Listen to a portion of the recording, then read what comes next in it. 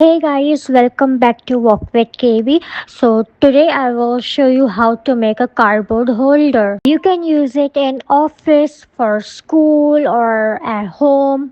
And for that we will be needing a tissue paper roll, glue, cardboard and scissors and some decorative paper. So now I will be decorating our cardboards and I will see you when it's ready. So I have decorated.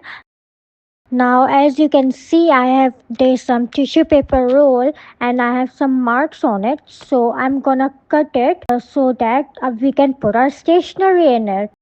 And we are gonna leave two like that. We will be not cutting it.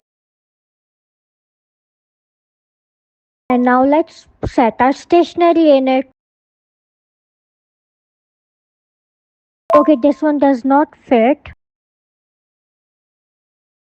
And after that, I will paste this paper roll on the big cardboard piece and I will be decorating it with a sticker piece.